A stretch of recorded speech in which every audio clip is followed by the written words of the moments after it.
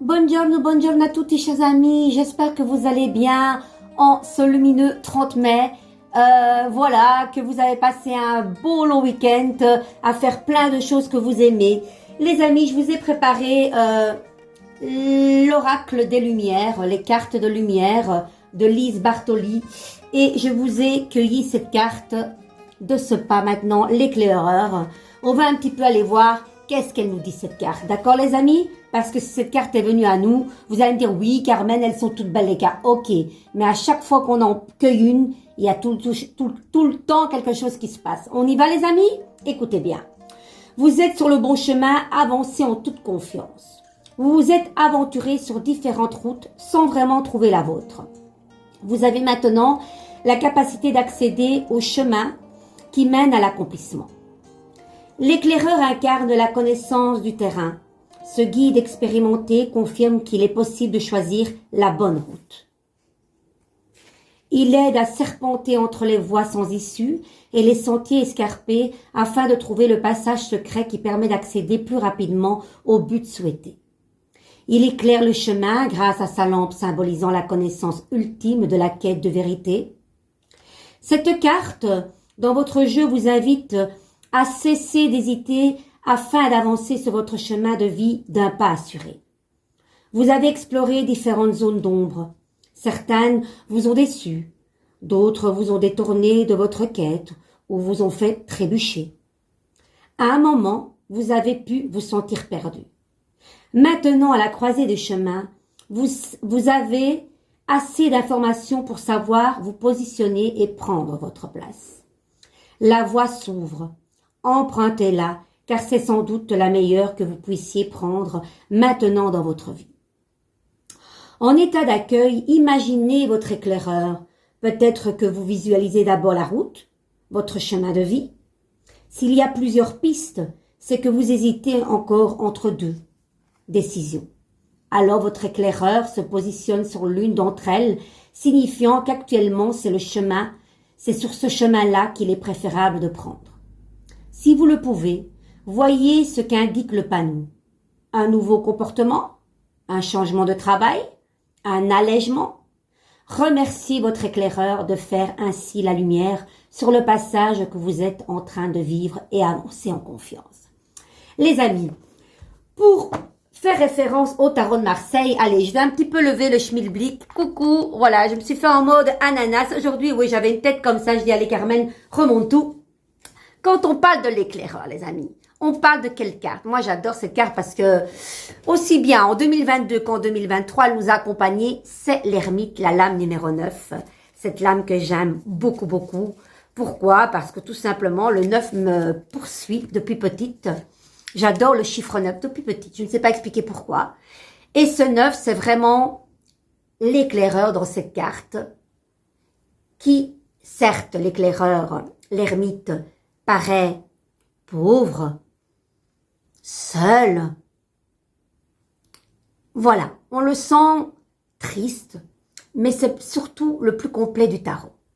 Pourquoi? Parce que pour arriver à l'ermite, voilà, il faut accéder au mat, au battleur, à la papesse, il y a tout un chemin. Et l'ermite, certes, c'est une carte de lenteur, mais c'est une carte qui vous invite à certes, à attendre. Pourquoi attendre? Parce que quand vous le voyez, il n'est pas dans l'action. Il attend. L'ermite, c'est celui-là qui trouve. Le mat. Vous voyez le mat? Allez, on y va. J'adore. Moi, j'aime bien parce que le tarot, c'est tout pour moi. Il m'a aidé à guérir de beaucoup de choses. Le mat, c'est celui-là qui cherche. Et l'ermite, c'est vraiment cet alchimiste qui nous apprend à transformer le plomb en or et à mettre en lumière ce que vous savez déjà. Il n'y a pas mieux que vous qui savez déjà ce que vous voulez. Certes, vous pouvez demander à un ami, un conseil, oui, mais il n'y a que vous qui prenez les bonnes décisions. Et comment vous les prenez? En allant au plus profond de vous, et ça passe par la case de solitude, allez voir ce trésor. Parce que l'ermite, c'est celui-là, il a le livre à ses pieds. Il faut décoder le message, parce que c'est bien scellé. Et pour arriver à l'ermite, il faut atteindre une certaine sagesse. Alors certes, il a le bâton comme le mat. Quand vous les voyez, ils se ressemblent un peu. Lui, il cherche, lui, il trouve.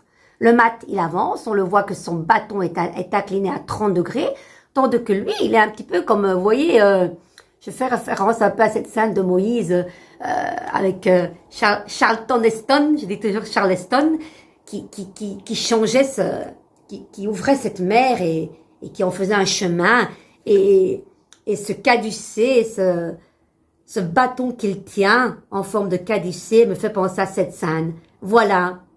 Et l'ermite, dans le tarot traditionnel, moi je l'ai dessiné d'une manière à ma manière. Et quand vous regardez l'ermite dans le tarot traditionnel, les amis, on dirait qu'il est pauvre. Mais quand vous le retournez, c'est ça qui est magique avec le tarot parce que il y a plein de choses qu'on peut voir et encore qu'on découvre encore maintenant et jusqu'à la fin de au dernier souffle parce que le tarot, il y a tout le temps quelque chose à apprendre du tarot, tout le temps. Voilà, regardez. L'ermite, quand vous tournez la carte, ça vous fait référence à quoi? À une corne d'abondance. Et voilà, l'ermite est riche. 9, c'est le nombre de la gestation. Voilà, de l'introspection. Ça parle des 9 mois d'une dame enceinte. Voilà. Vous voyez, ça parle de lenteur, oui. Ça parle de solitude, oui. Mais c'est une crise bien vécue. Si on la met comme ça, c'est une crise mal vécue. Pourquoi une crise mal vécue? Parce que le mois d'avant, votre mois d'avant et celui de maintenant, n'est plus le même et ça frictionne. Ça fait ah mon Dieu, mais pourquoi? Parce que c'est une crise existentielle. Voilà les amis, je vous montre un petit peu aussi quelques cartes de mon tarot que je suis fière parce que ce tarot a été une thérapie en 2009, donc je ne suis pas là pour faire la victime, simplement pour dire que derrière des moments très très compliqués, très sombres, il y a toujours une lumière. Et cette lumière, moi je l'ai trouvée après cet accident, une erreur médicale, clouée, paralysée aussi pendant plusieurs années. Et ce tarot m'est venu à moi. Voilà, je ne connaissais rien du tarot et je l'ai dessiné.